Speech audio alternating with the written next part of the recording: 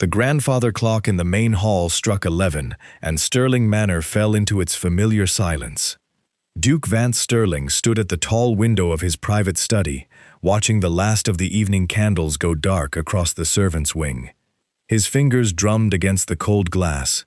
Sleep had abandoned him hours ago, chased away by a question that had been gnawing at him for 3 straight months. Where did Marin Vance go on payday nights? Every servant in this house followed a pattern. The footman gathered in the pantry to play cards. The cook poured herself a generous measure of port and fell asleep by the kitchen hearth. The stable boys walked into town to spend their coins at the alehouse before the week was half done. Every one of them was predictable, manageable, ordinary. Every one of them except Marin. She had worked at Sterling Manor for just over 2 years now. Quiet, disciplined. The kind of housemaid who polished the same stretch of banister 3 times without being asked. She spoke only when spoken to, kept her uniform pressed sharper than some of his officers kept their coats, and never once complained about the long hours or the freezing corridors of the East Wing, where the fireplaces had not been lit in a decade. And on the last night of every month, without fail, she disappeared. Vance had first noticed it by accident. He had been returning late from his solicitor's office and spotted her slipping through the garden gate at midnight, her gray cloak pulled tight around her shoulders. He assumed she was meeting a man, a sweetheart from town perhaps, some baker's apprentice or dock worker. It was none of his concern what a housemaid did with her private hours, so long as she returned before the morning bell. But by the 3rd month, the pattern became impossible to ignore. She always left on the same night, always at the same hour, always alone, and she always returned before dawn, looking more exhausted than when she had left, with empty hands and hollow eyes. No flowers from a suitor, no ribbon from a market stall, nothing at all. His head steward, Mr. Caldwell, had mentioned it once, over the household ledger. "The girl takes no advances on her wages, Your Grace, never borrows against next month, never asks for a spare candle or an extra ration of soap. She collects her full pay, walks out the gate, and comes back with nothing." That was the part that stuck in Vance's mind. She came back with nothing. A housemaid earning 12 shillings a month should have something to show for it. A warmer pair of boots, a Sunday dress, a tin of good tea hidden under her mattress. Marin owned exactly 2 dresses, both mended so many times the original fabric was barely holding. Her boots had been resoled twice by the estate cobbler, who had done it out of pity without charging her. She ate only what was served in the kitchen and never once visited the village shops. So where did the money go? Tonight, Vance intended to find out. He pulled on his dark wool overcoat and took the back staircase down through the servants' passage. The stone steps were cold under his boots. He moved quietly, keeping to the shadows the way his father had taught him in the past. The garden gate was already unlatched. She had passed through minutes ago. He spotted her almost immediately, a small, gray figure moving quickly along the hedgerow toward the main road. The fog was thick tonight, rolling in from the river in heavy curtains that swallowed the moonlight whole. Marin walked fast, her head down, her arms wrapped around herself against the biting November air. She did not look back once. Vance followed at a distance of 40 yards, keeping his footsteps on the soft grass beside the gravel path. She turned off the main road after half a mile and took a narrow lane that led downhill toward the lower docks. This was the oldest part of the city. Crumbling brick warehouses lined the waterfront, their windows dark and broken. The cobblestones were slick with river damp. The gas lamps here had not been maintained in years, and most of them stood cold and black against the gray sky. This was a part of the city that Vance owned on paper, but had never walked through on foot. Marin turned again, ducking through a gap in a wooden fence and crossing a narrow yard littered with old crates and rusted barrel hoops.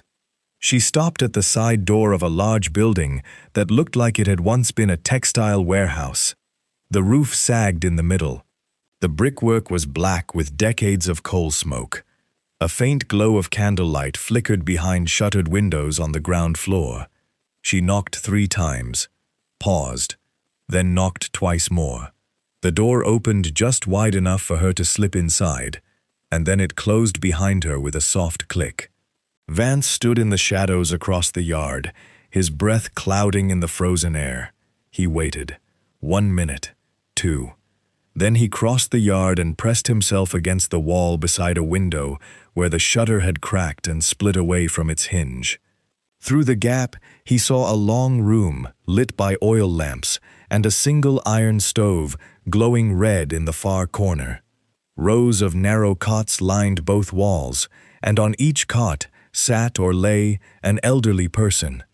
Some were wrapped in blankets, so old the wool had gone thin as paper.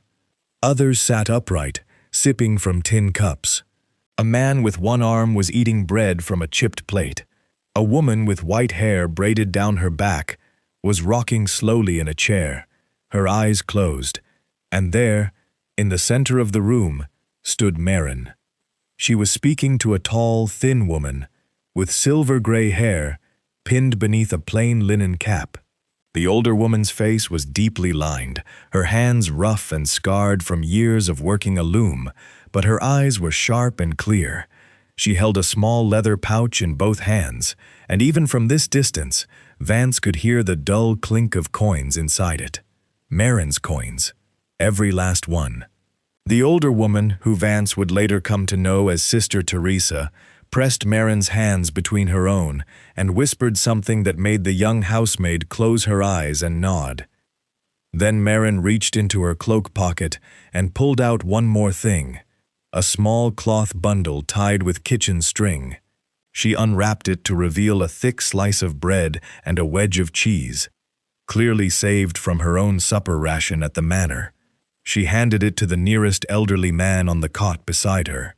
He took it with trembling hands and looked up at her with the kind of gratitude that does not need words. Marin had given away everything. Every shilling, every penny, even her own meal. Vance stepped back from the window. The cold air hit his face, but he barely felt it. His jaw was tight. His hands were clenched inside his coat pockets. He had followed her expecting to find a thief, or a liar, or at the very least, a foolish girl wasting her earnings on gin and bad company. Instead, he had found something that made him feel, for the first time in a long while, deeply and uncomfortably ashamed of how little he knew about the people who lived under his own roof. He turned away from the window and walked back through the fog toward Stirling Manor, alone, with a silence that felt heavier than the cold. 2 days passed, and Vance said nothing to Marin. He watched her go about her duties as though that midnight walk had never happened. She polished the silver in the dining hall. She swept the east corridor. She carried fresh linens up 3 flights of stairs without pausing for breath. And when she passed him in the hallway, she kept her eyes low and her voice steady, the same as always. "Good morning, Your Grace. Good morning, Your Grace." That was the full extent of their exchange. It had always been enough before. Now it felt like standing on a frozen lake and pretending not to hear the cracks spreading beneath his feet.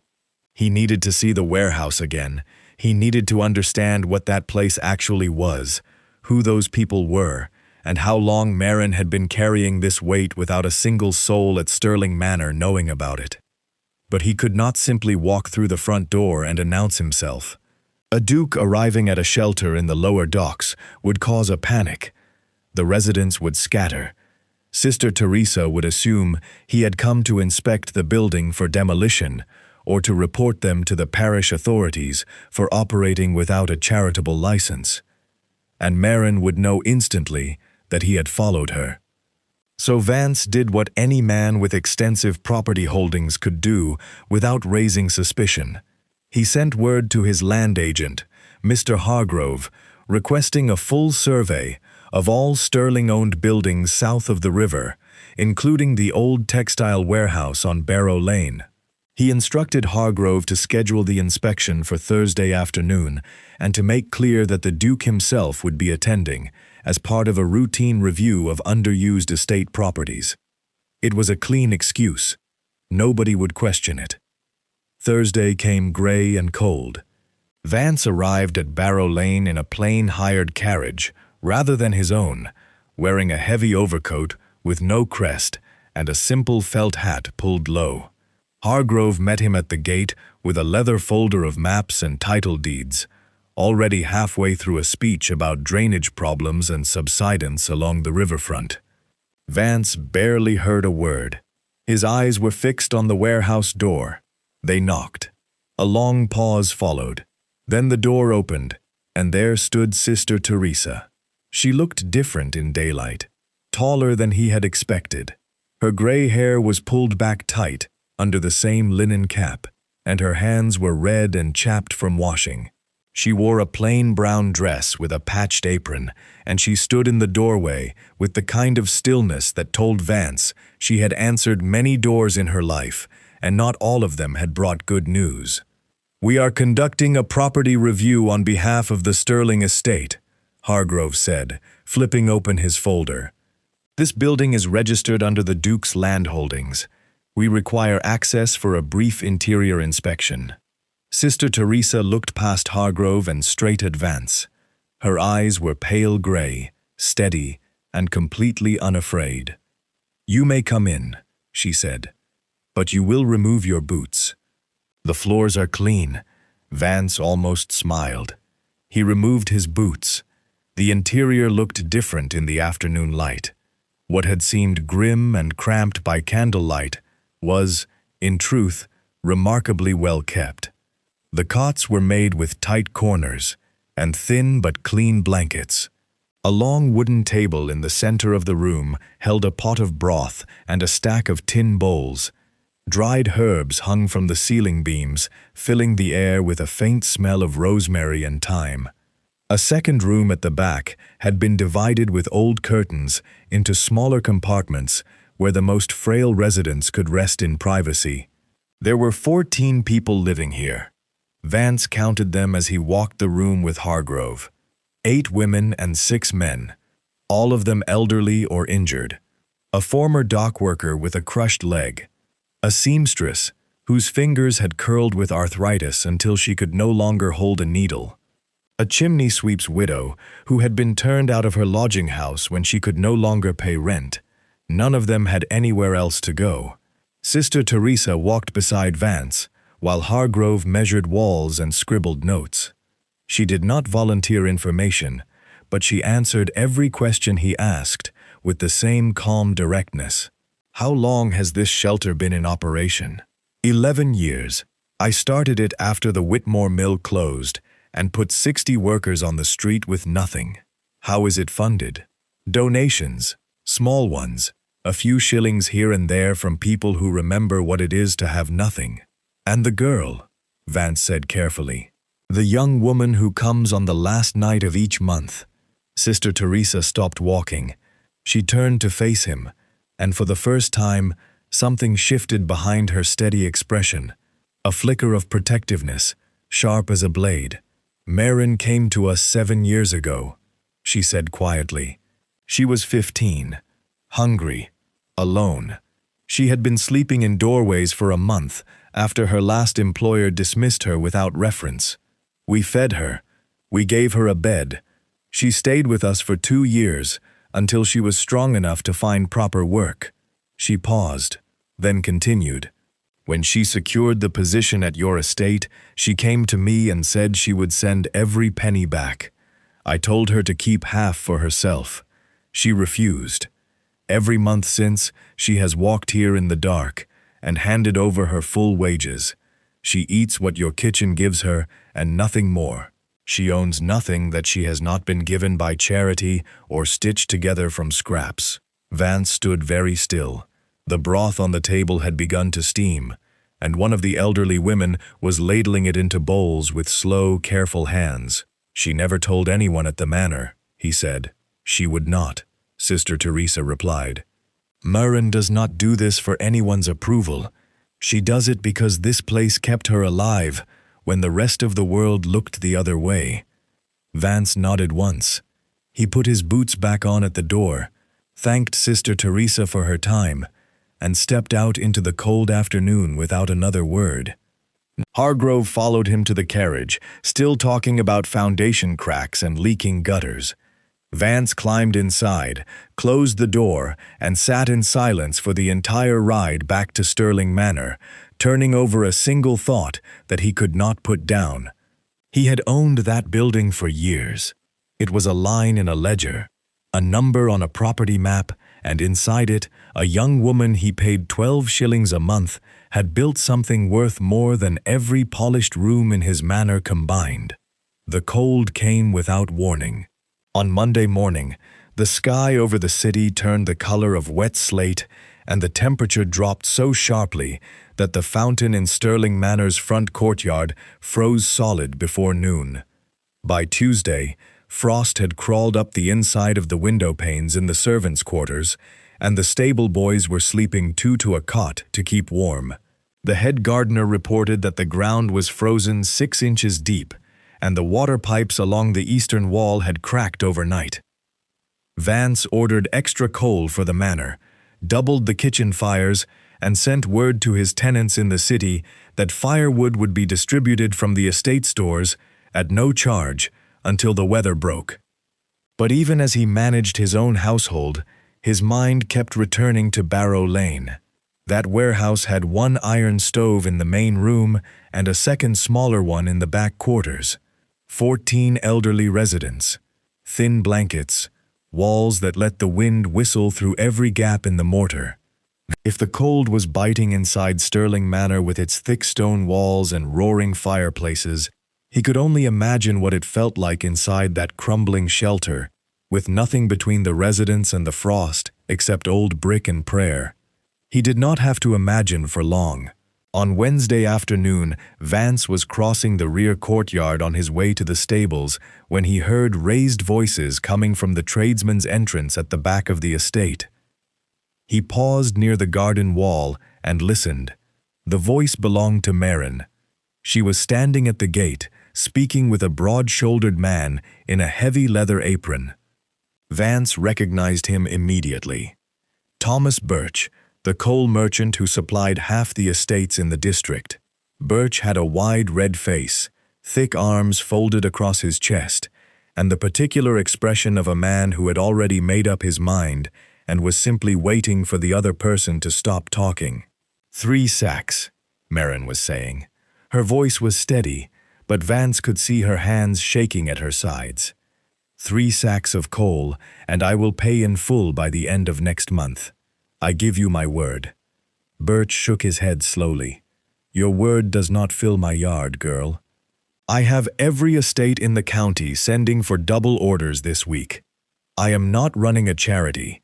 You want coal, you pay now, full price, cash or equivalent. I do not have the cash yet. My wages are not due for another 18 days. Then come back in 18 days, if I have any left. Maren reached into the pocket of her apron and pulled out something small wrapped in a square of linen. She unwrapped it carefully, and even from across the courtyard, Vance could see the dull gleam of silver in her palm. It was a locket, oval, no larger than a robin's egg, on a thin chain that had been repaired more than once. The kind of thing a mother passes to a daughter when there is nothing else to give. Take this as security, Maren said. It is solid silver. It was my mother's. Hold it until I bring you the full payment, and let me take 3 sacks today. Birch looked at the locket, then back at her. He did not reach for it. That trinket would not cover the cost of 1 sack at this week's prices. Coal has gone up 40% since the freeze started. I am sorry, but I cannot help you. He turned away and climbed back onto his cart. Maren stood at the gate, holding the locket in both hands, watching the cart pull away down the lane. She stayed there for a long moment after it had disappeared around the corner. Then she wrapped the locket back in its cloth, returned it to her pocket, and walked inside, without looking up. Vance stood behind the garden wall for some time after she had gone. He knew exactly what had happened. The furnace at the sanctuary had failed. Perhaps the grate had cracked from overuse, or the flue had collapsed under the weight of old soot. Either way, 14 people were sitting in a freezing building with no heat and no means to buy fuel, and the one person trying to help them had just been turned away with her dead mother's locket still in her pocket.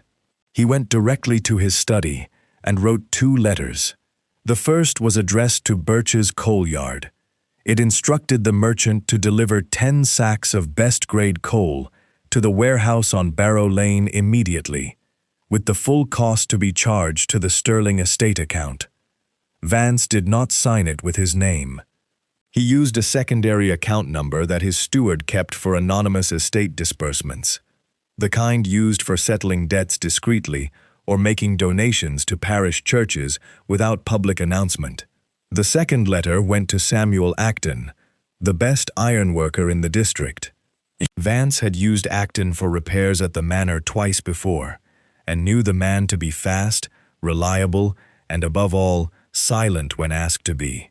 The letter instructed Acton to present himself at Barrow Lane the following morning, with materials to inspect and repair or replace the building's central heating stove. Again, the bill was to go to the anonymous account, no names, no questions. Vance sealed both letters, handed them to his most trusted footman, and gave clear instructions that they were to be delivered within the hour. Then he sat down at his desk and poured himself a measure of whiskey. The fire in his study crackled behind the grate. The room was warm, almost uncomfortably so. He thought about Marin, standing at that gate, offering up the only thing of value she had ever owned, for 3 sacks of coal she would never burn herself. He thought about the old woman with the white braid rocking in her chair at the shelter, and the dockworker eating bread with one hand because the other arm was gone. He thought about how easy it was to own half a city and never once look closely enough to see who was freezing inside it. The whiskey sat untouched on his desk. He pushed it aside, pulled the property ledger toward him, and opened it to the page marked Barrow Lane. Beside the warehouse entry, in small, precise handwriting, he wrote a single word: protected. Then he closed the book, extinguished his lamp, and went to bed with the cold pressing against every window in the house. The following Tuesday, Vance received an invitation he could not refuse. It arrived on cream-colored cardstock, embossed with a gold crest, and sealed with burgundy wax. The Belmont Club, one of the oldest and most exclusive private establishments in the city, was hosting its quarterly luncheon for senior landowners and commercial investors. Attendance was expected, not requested. A man of Vance's standing, who declined such an invitation 3 times running, would find his name quietly removed from the membership roll, and with it, his seat at the table where the city's most important property decisions were made. Vance dressed in his finest charcoal morning coat, fixed his silver cufflinks, and took his carriage into the city center. The Belmont Club occupied a handsome Georgian townhouse on St. James's Row, with tall sash windows and a black iron balcony overlooking a private garden square. Inside, the air smelled of cigar smoke and roasted pheasant. Leather armchairs surrounded low mahogany tables, and a fire large enough to roast an ox blazed in the main dining room. Vance took his usual seat near the window and accepted a glass of claret from a white-gloved attendant. Around him, the conversation followed its familiar course: land prices, rental yields, the rising cost of labor, the terrible state of the roads south of the river. Then Lord Greaves walked in, and the tone of the room shifted. Reginald Greaves was a tall man, with narrow shoulders, and a thin, clean-shaven face that always looked slightly damp. He wore an immaculate black frock coat and carried a silver-topped cane that he never actually leaned on. He had made his fortune in commercial property development during the past decade, buying up old residential blocks in the lower districts, demolishing them, and replacing them with private markets, auction halls, and luxury warehouses leased to import merchants at extraordinary rents. He was efficient, ruthless, and very, very good at what he did. Vance had dealt with Greaves twice before on minor boundary disputes, and had come away from both encounters with the distinct impression that the man viewed buildings the way a butcher views livestock, useful only in terms of what they could be carved into and sold for. Greaves settled into the chair directly across from Vance and signaled for brandy. He exchanged pleasantries with the men around him, laughing at the right moments, asking after wives he almost certainly did not care about. Then, as the main course was cleared and cigars were passed around, he leaned back and addressed the table at large. "Gentlemen, I have an announcement that I believe will interest several of you. As of last Friday, I have completed the acquisition of 11 contiguous parcels of land along the South Riverfront, stretching from Mill Street to the eastern end of Barrow Lane." Vance's hand paused halfway to his glass. "The area is ripe for transformation," Greaves continued, crossing one leg over the other. "The current structures are derelict: former mills, storage buildings, a few abandoned workshops. I intend to clear the entire block and construct a covered commercial marketplace. 3 stories, glass roof, direct barge access from the river. My architects have already drawn up the plans, and I expect to begin demolition within 10 days. A murmur of approval passed through the room. Several men raised their glasses. One of the older landowners clapped Greaves on the shoulder and congratulated him on his vision. Vance did not move. Barrow Lane, the eastern end. The sanctuary was on the eastern end of Barrow Lane. He kept his expression perfectly still. Years of managing difficult tenants, stubborn solicitors, and hostile creditors had given him a face that revealed exactly as much as he chose to show, and right now he chose to show nothing at all. 11 parcels, Vance said, his voice calm and measured. That is an ambitious scope. Have all the current occupants been notified? Greaves waved the question away with a flick of his fingers. There are no occupants worth speaking of. A handful of squatters and vagrants using the old buildings as shelter. My solicitors have already served notice. They have 10 days to vacate voluntarily. After that, the bailiffs will handle the matter. Squatters and vagrants.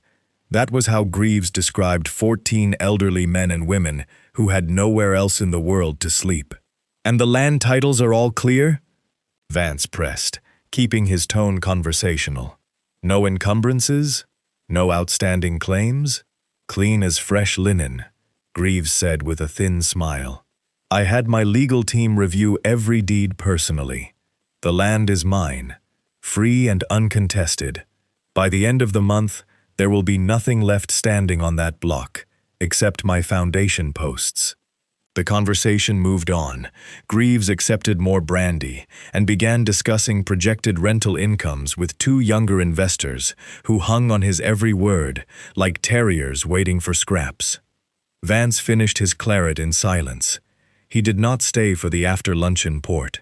He made his excuses at 2:15, collected his hat and overcoat from the cloakroom attendant, and stepped out into the cold afternoon air. His carriage was waiting at the curb.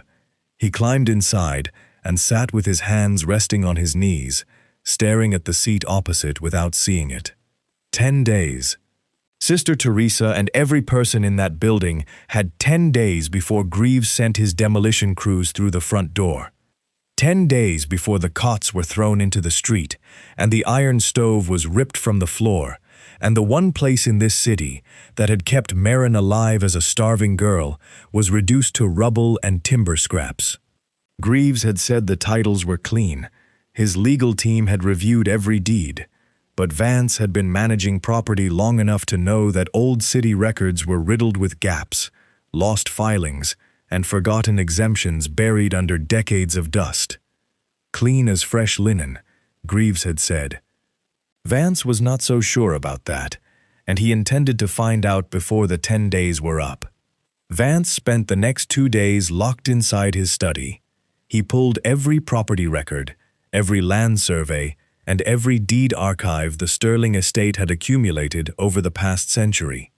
The shelves behind his desk held leather-bound volumes of municipal registers dating back to his grandfather's time, and he went through them page by page, searching for anything connected to Barrow Lane and the South Riverfront. The records were a mess. Decades of transfers, subdivisions, boundary adjustments, and tax reassessments had turned what should have been a clear chain of ownership into a tangled knot of faded ink and contradictory entries. Several parcels along the river had changed hands 4 or 5 times since the original industrial expansion, and the older entries were written in a cramped legal shorthand that required a magnifying glass and considerable patience to decipher. But buried in a volume dated 1782, Vance found something. A brief marginal note, scrawled in the hand of a long-dead city clerk, referenced a municipal charter granted to a cluster of buildings on the eastern riverfront. The note described a special designation, a protected community status that exempted certain properties from commercial sale or demolition if they had been established as charitable havens before the year 1800. The designation was rare, granted only to a handful of sites across the city, and it carried the legal weight of a royal charter. If the warehouse on Barrow Lane had been one of those original sites, then Greaves's purchase of the surrounding land would mean nothing. The building itself could not be touched. The problem was proof. The marginal note referenced an original deed of designation, a physical document bearing the city seal and the signatures of the founding trustees. Without that deed, the exemption was just a rumor in the margins of an old book. Any court would dismiss it without the original paper in hand. Vance searched every file in his study. He sent Hargrove to the city land office to request copies of historical charters from the relevant period. Hargrove returned empty-handed. The land office records from before 1800 had been partially destroyed in a warehouse fire 30 years ago, and the surviving documents had been scattered across multiple archives with no reliable catalog. The deed could be anywhere, or it could be gone entirely. On Thursday evening, Vance was sitting at his desk, with the curtains drawn and a single lamp burning low, when Marin knocked and entered with his tea tray. He noticed it immediately. Her hands were not steady. The cup rattled faintly against the saucer as she set it down on the corner of his desk, and when she reached for the small pot of milk, her fingers fumbled the lid. She caught it before it fell, but the motion was clumsy and rushed, nothing like the precise, careful movements he had watched her perform 1,000 times before. Then the tray slipped. It happened fast. The edge of the tray caught the corner of the desk, the teapot tilted, and the whole arrangement slid sideways. Marin grabbed for it with both hands and managed to steady everything before it crashed to the floor. But a stream of hot tea spilled across the polished wood and dripped onto the carpet. "Forgive me, Your Grace." Her voice was tight. She set the tray down and immediately dropped to her knees to blot the spill with a cloth from her apron pocket. Her head was bowed, and in the low lamplight, Vance could see the faint shine of moisture on her cheeks. She had been crying. Recently and for some time, from the look of it, the skin around her eyes was raw and faintly swollen, and her breathing carried the shallow, controlled rhythm of someone who was holding themselves together by sheer force of will. Vance said nothing about the tears. He leaned back in his chair and let the silence settle for a moment before speaking. "Leave it, Marin. The carpet has survived worse." She hesitated, then stood slowly, folding the damp cloth between her hands. She kept her eyes fixed on the floor. "You look tired," Vance said. "Sit down." "I could not possibly, Your Grace. I am not asking as your employer. I am asking as someone who does not enjoy watching people collapse on his study floor." Sit. She sat, perched on the very edge of the chair opposite his desk, straight-backed and rigid, as though she expected to be dismissed at any second. Vance poured himself a measure of tea from what remained in the pot and took a slow sip. Then, as casually as he could manage, he gestured toward the stack of old property volumes on the corner of his desk. I have been reviewing some of the estate's older records this week. Municipal charters, land grants, that sort of thing. Tedious work, but necessary. Have you ever had cause to visit the Grand City Archives, Marin? She shook her head slightly. I would not know what to look for in such a place, Your Grace. It is simpler than you might think. The archives hold copies of every charter, deed, and legal exemption the city has ever granted, including some very old protections for buildings that were established as charitable properties before the industrial expansion. He paused and turned a page of the open volume in front of him, as though the thought had only just occurred to him. I believe the relevant period would be anything before 1800.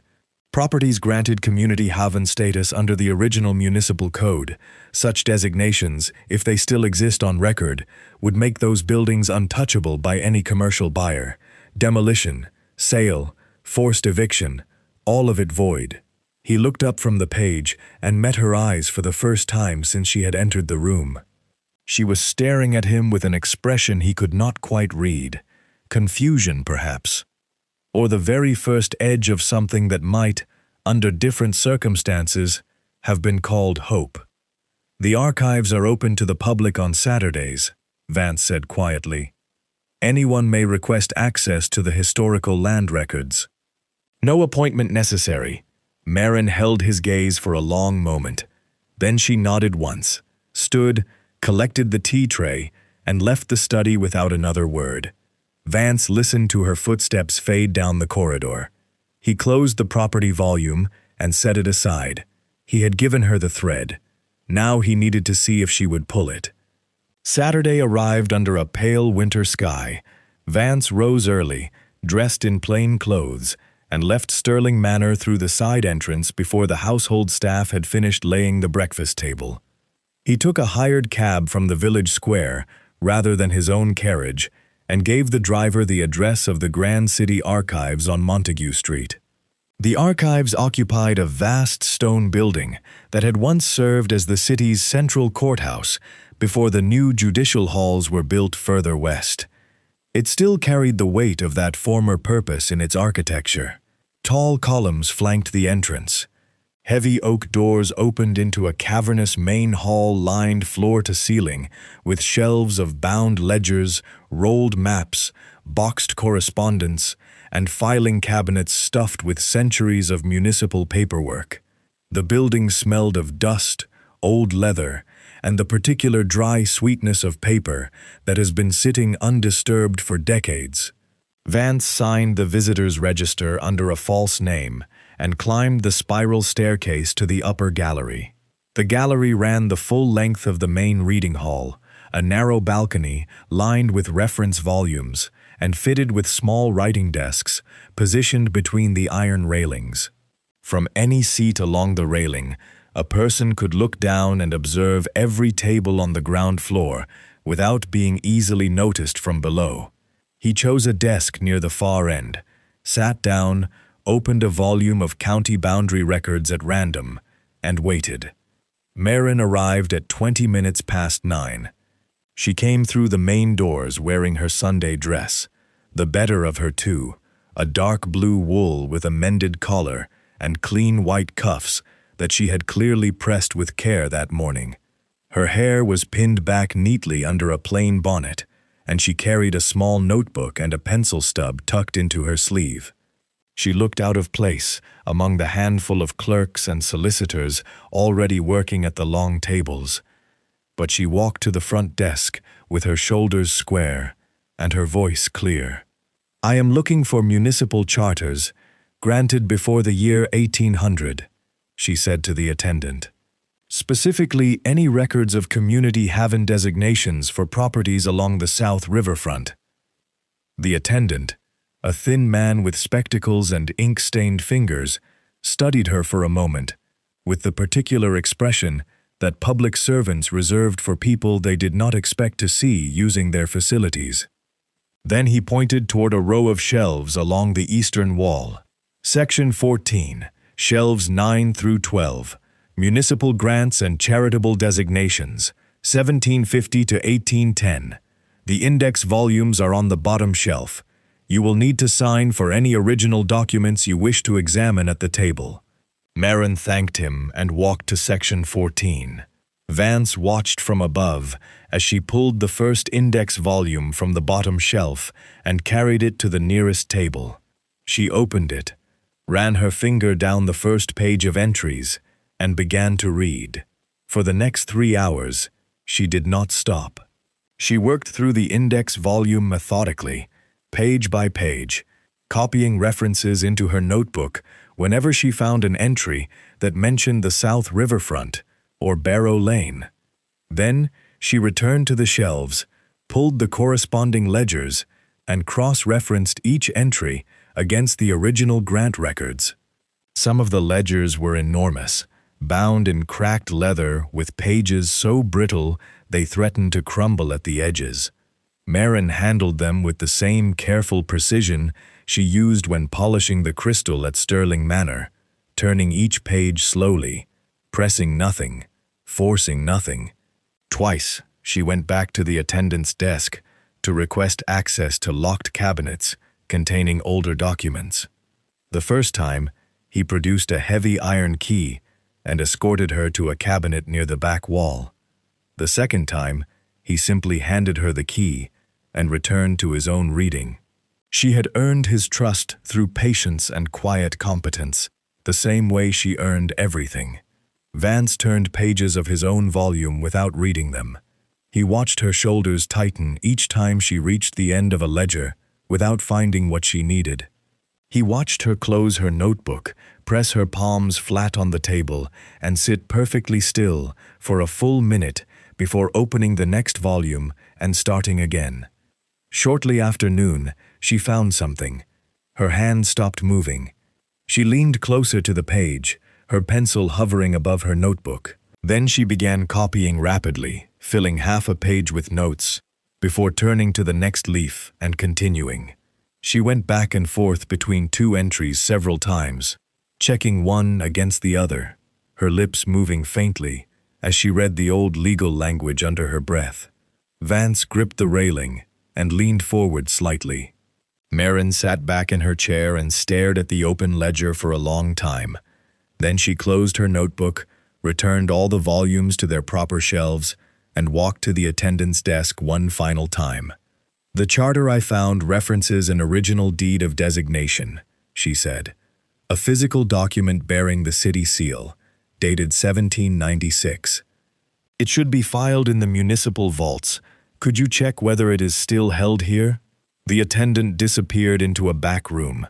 Vance could hear the distant sound of drawers opening and closing, the shuffle of papers, the tap of wooden catalog cards being sorted.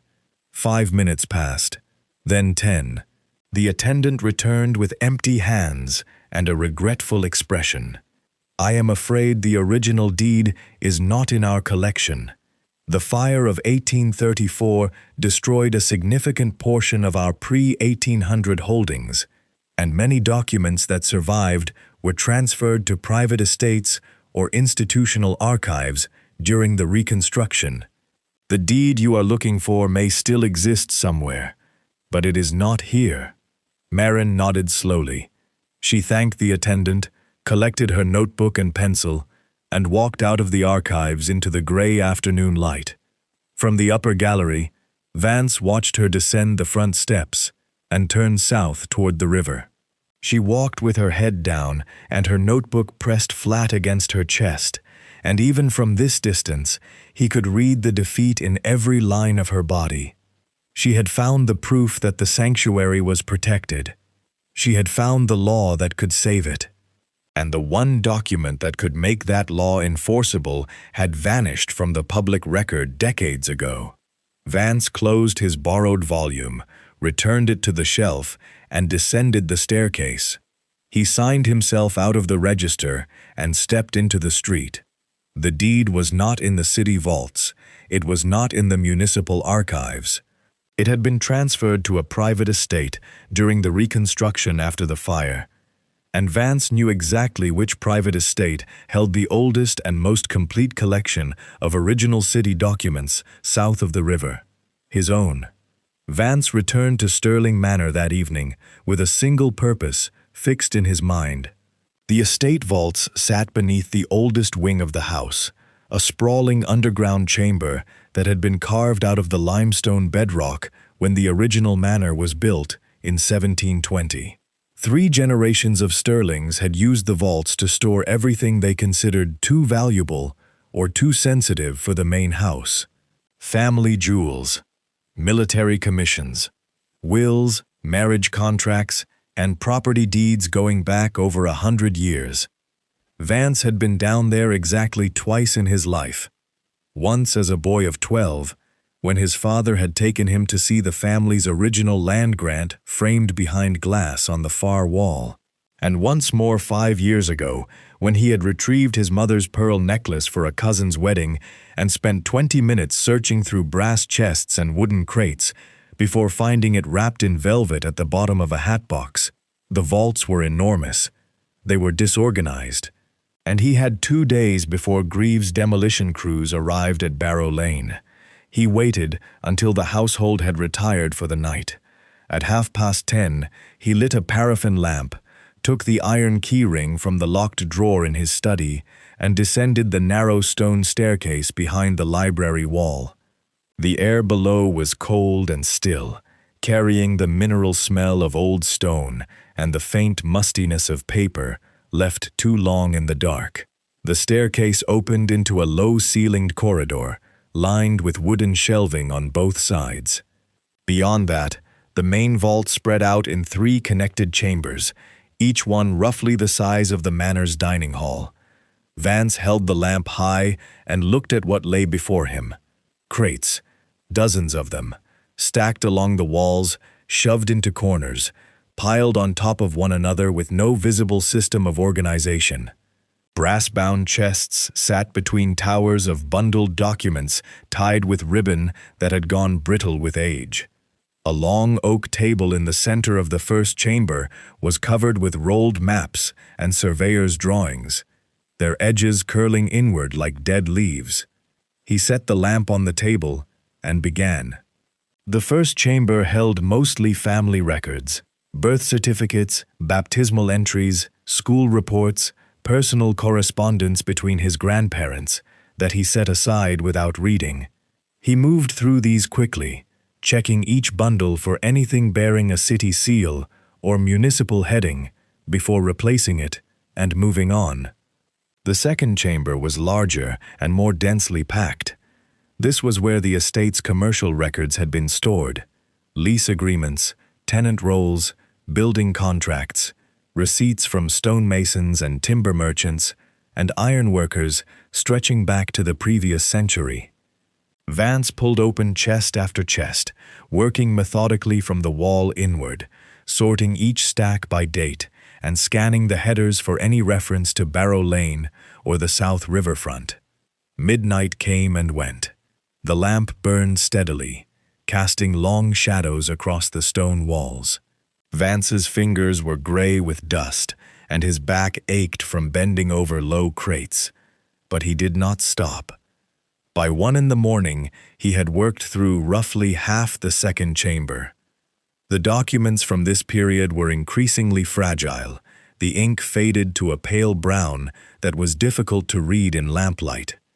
Several pages crumbled at the edges when he unfolded them. He handled each one carefully, conscious that some of these papers had not been touched by human hands in 50 years or more. At the back of the second chamber, pushed against the wall beneath a stack of old accounting ledgers, he found a brass chest he did not recognize. It was smaller than the others, roughly the size of a bread box, with a flat lid secured by a simple latch rather than a lock. The brass had gone dark with tarnish, and a thin layer of dust covered the surface so evenly that it was clear nothing had disturbed it in decades. Vance lifted the lid. Inside, wrapped in a square of oilcloth, that had preserved it remarkably well against the damp underground air, lay a folded document. The paper was thick and cream-colored, the kind of heavy stock used for official municipal instruments in the late 18th century. A dark red wax seal, still intact, held the fold in place, and the impression stamped into the wax bore the city's coat of arms, surrounded by a Latin inscription he could not read in the dim light. He carried the chest to the oak table in the first chamber, set it down beside the lamp, and carefully broke the seal. The document unfolded into a single large sheet. Across the top, in formal copperplate script, ran the heading he had been searching for: Municipal Charter of Community Haven Designation, granted under the authority of the City Corporation, Year of Our Lord, 1796. Below the heading, the charter described in precise legal language the permanent designation of a cluster of buildings on the eastern end of Barrow Lane as a protected community sanctuary. The designation was granted in perpetuity, meaning it could not be revoked, transferred, or overridden by any subsequent sale, lease, or commercial development of the surrounding land. The buildings themselves and the ground they stood on were exempt from demolition, forced clearance, or compulsory purchase for as long as they continued to serve a charitable or community purpose. At the bottom of the page, 3 signatures appeared in faded black ink: the city mayor of 1796, the chief magistrate of the municipal court, and a third name that made Vance stop breathing for a moment: Sir Edward Sterling, his great-grandfather. The Sterlings had not merely stored this document, they had helped create it. His own ancestor had been one of the founding trustees of the original sanctuary, a fact that had been forgotten by every generation since. Vance sat at the table, with the charter spread flat before him and the lamp burning low beside his hand. The vault was silent around him. Somewhere above, the manor slept on, unaware. He read the document through twice more, to be certain of every clause. Then he folded it carefully along its original creases, wrapped it back in the oilcloth, and placed it inside his coat. The demolition was scheduled for Monday morning. He had 36 hours. He extinguished the lamp, climbed the stairs, and locked the vault door behind him. His footsteps echoed through the empty library as he crossed to his study and placed the charter inside the steel safe behind his desk. Then he sat down and began writing a letter to the city bailiff. Monday morning broke gray and bitter. A thin, freezing rain had started before dawn, the kind that soaked through wool and settled into the bones within minutes. The streets along the south riverfront were empty, except for a stray dog nosing through a pile of rotten crates and a lamplighter making his final rounds before the weak winter daylight took over. At 7:30, 3 heavy carts turned onto Barrow Lane from the west end. Each cart carried a team of laborers in rough canvas coats, along with sledgehammers, iron crowbars, coils of rope, and the long wooden boards used to barricade a site once the demolition was underway. A 4th cart followed behind, loaded with timber props and a large hand-painted sign that read, "Greaves and Associates, Private Development, No Trespassing." Lord Greaves himself arrived 5 minutes later in a polished black brougham drawn by 2 matching bay horses. He stepped down onto the wet cobblestones wearing a tailored overcoat and a top hat that he held firmly against the wind.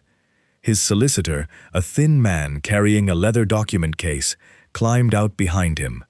A city bailiff in a dark uniform followed on horseback, his official warrant tucked inside his breast pocket. The procession stopped in front of the warehouse. Greaves looked up at the sagging roofline and the cracked brickwork with the expression of a man surveying a particularly ugly stain on an otherwise clean tablecloth. He turned to his solicitor and nodded once. The solicitor stepped forward and knocked sharply on the warehouse door. It opened almost immediately. Sister Teresa stood in the doorway. She was dressed in her usual plain brown dress and linen cap, and she held a wooden walking stick in her right hand, though she did not lean on it. Behind her, visible through the open door, the shelter's 14 residents were seated on their cots in the main room, wrapped in blankets, watching the entrance in silence. Maren stood directly behind Sister Teresa's left shoulder. She wore her gray work dress, and her hair was pulled back tightly. Her face was pale, and her jaw was set, and she held a folded piece of paper in her hands that Vance recognized as the notes she had copied at the Grand City Archives. "Madam," the solicitor began, opening his document case, "I am here on behalf of Lord Reginald Greaves, lawful owner of the land upon which this structure stands. You were served formal notice of eviction 10 days ago. That notice has now expired. I must ask you and all persons currently residing in this building to vacate the premises within the next 30 minutes, after which the demolition will proceed." Sister Teresa did not move. "This building has stood here for over 100 years, she said, her voice carrying clearly across the yard. "It has sheltered the sick, the old, and the forgotten for longer than that man has been alive. We will not leave." Greaves stepped forward, his patience already thinning. "Madam, I have no interest in debating history with you. The law is clear. I own this land. The eviction notice was served lawfully. If you refuse to leave, the bailiff will remove you." "Then let him try," Maren said. Every head in the yard turned toward her. She stepped forward to stand beside Sister Teresa, holding up the notes she had copied from the archives. "This building was designated a protected community haven under a municipal charter granted in 1796, Maren said, her voice steady despite the tremble in her hands. "The charter exempts this site from commercial sale, demolition, or forced clearance in perpetuity. Your purchase of the surrounding land does not give you authority over this building."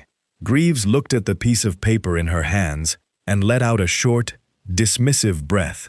"A housemaid's scribbled notes from a public library are not a legal document. Where is the original charter? Where is the deed bearing the city seal?" He turned to the bailiff. "Proceed with the eviction." The bailiff shifted uncomfortably on his horse. He looked at Maren's notes, then at Greaves, then at the elderly faces visible through the open door. He reached slowly for the warrant in his pocket. "I would advise you to wait a moment before opening that warrant." The voice came from the far end of the yard. A carriage had arrived without anyone noticing, a plain black vehicle without a crest or coat of arms. The door opened, and Duke Vance Sterling stepped down onto the wet cobblestones. He wore a long, dark overcoat and carried a single item in his left hand, a flat leather case, the kind used to transport documents of legal significance. He crossed the yard in measured strides, his boots clicking on the stone. The laborers on the carts fell silent. The solicitor lowered his document case. Even Greaves turned to face him, with a flicker of uncertainty crossing his narrow features. Vance stopped directly in front of the bailiff's horse and opened the leather case. "This is the original deed of community haven designation for this property, granted under municipal authority in 1796, and bearing the city seal, the signature of the sitting mayor, the chief magistrate, and one of the founding trustees." He paused and held the document up so the bailiff could read the heading clearly. "That founding trustee was Sir Edward Sterling, my great-grandfather." The yard was completely still. The rain continued to fall in thin, steady lines. The bailiff dismounted, took the document carefully in both hands, and examined it for a long moment. He studied the seal, he read the signatures, he turned the page over to check the registration marks on the reverse. Then he looked up at Greaves. "This charter is authentic. The designation is granted in perpetuity and cannot be overridden by a subsequent land purchase. I cannot enforce the eviction warrant against a property carrying this protection." He folded the warrant back into his pocket, mounted his horse, and rode out of the yard without looking at Greaves again. Greaves stood motionless. His solicitor had already closed the document case and taken 2 steps back toward the brougham, the particular retreat of a legal man who recognizes a battle already lost. "This is far from over, Sterling," Greaves said quietly. "On the contrary," Vance replied, "it was over in 1796. You simply failed to check." Greaves held his gaze for a long, cold moment. Then he turned, climbed into his brougham, and signaled his driver. The carriage pulled away. One by one, the laborers set down their tools, climbed back onto their carts, and followed him off Barrow Lane. The yard emptied. The rain eased. And in the doorway of the warehouse, Sister Teresa reached out and took Marin's hand, holding it tightly without a word. 1 week after the confrontation on Barrow Lane, the rain finally stopped. The sky over the city cleared to a pale, washed blue, and for the first time in nearly a month, sunlight reached the cobblestones of the South Riverfront. Ice still clung to the edges of the gutters, and the surface of the river moved sluggishly between its frozen banks. But the worst of the cold had broken, and the air carried the faint, cautious warmth of a season preparing to turn.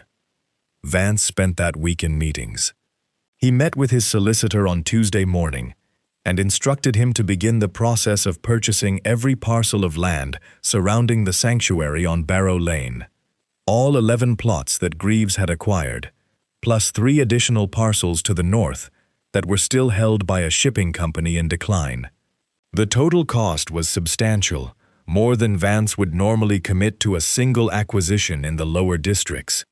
But he signed the papers without hesitation and instructed his bank to release the funds immediately. On Wednesday, he met with a builder named Roscoe, a quiet, competent man who had handled restoration work on Sterling Manor's East Wing 2 years earlier. Vance walked him through the warehouse in person, pointing out the sagging roof beams, the cracked foundation stones along the western wall, and the damp patches spreading across the ceiling of the back quarters. Roscoe took measurements, made notes in a small leather book, and promised a full estimate by Friday. On Thursday, Vance visited Sister Teresa alone. He arrived in the late afternoon, carrying a wooden box under one arm and a rolled document tied with brown ribbon in his other hand. Sister Teresa met him at the side door and led him to a small table near the iron stove, where she poured 2 cups of weak tea and sat down across from him without ceremony. "I have created a private trust," Vance said, placing the rolled document on the table between them. "It is registered with the city and funded from the Sterling Estate's annual income. The trust will cover the full operating costs of this shelter indefinitely. Coal, food, medical supplies, building maintenance, wages for any additional staff you choose to hire. The funds will be deposited quarterly into a dedicated account, and the trust cannot be dissolved or redirected without the written consent of both named trustees." Sister Teresa looked at the document but did not touch it. "And who are the named trustees?" she asked. "You are the director. Marin is the trustee." Sister Teresa was quiet for a long time.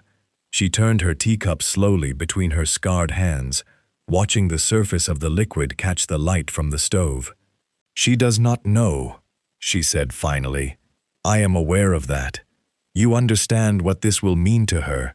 She has spent 5 years believing that the only thing keeping these people alive was her 12 shillings a month and whatever scraps she could carry from your kitchen. You are asking her to set down a weight she has been carrying since she was 17 years old." Vance nodded. "That is exactly what I am asking." Sister Teresa studied his face for a long moment with those pale gray eyes that seemed to see straight through courtesy and rank and tailored overcoats to whatever sat beneath. Then she reached across the table, untied the ribbon, and read the document from beginning to end. When she finished, she rolled it up again and set it down. "I will tell her tonight," she said, "after supper, when the others have gone to sleep." Vance placed the wooden box on the table. Inside it were the keys to the surrounding properties, a letter from his solicitor confirming the completed purchases, and a second document granting Sister Teresa full authority to expand the shelter into the adjacent buildings as the need arose. He finished his tea, thanked her, and left through the side door.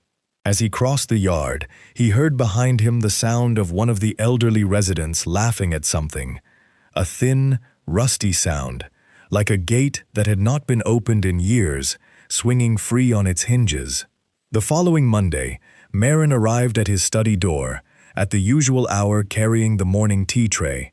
She set it down on the corner of his desk with steady hands, poured his cup, and placed it precisely on the saucer without spilling a drop. Then she stood beside the desk and did not leave. Vance looked up from the letter he was reading. Marin's eyes were clear. She had not been crying, but there was something different in the way she held herself. The rigid, guarded posture that had defined every interaction he had ever seen from her was still there, but the edges of it had softened, as though something wound very tight had been released by a single turn. "Sister Teresa told me everything," she said quietly.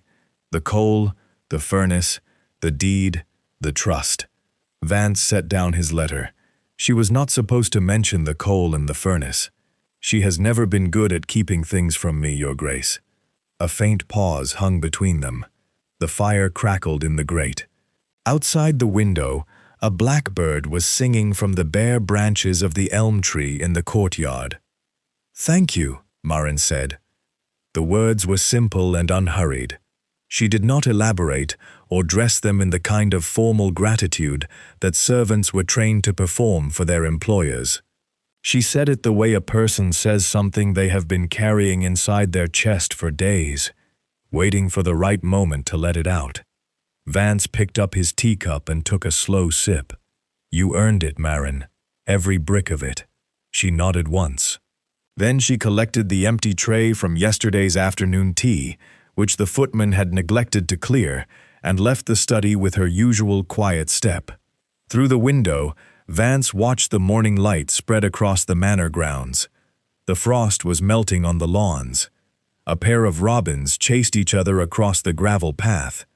Somewhere below, the kitchen staff were beginning their day, and the familiar sounds of Stirling Manor waking up drifted through the floorboards like a steady, living pulse. He opened his property ledger to the page marked Barrow Lane. The word "protected" was still written there in his own hand from the night of the freeze. Beside it, he added a second line. "Permanently endowed, trust established, trustee Marin Vance." He closed the book, set it back on the shelf, and returned to his morning correspondence with the quiet satisfaction of a man who had, for once, put his name to something that would outlast him.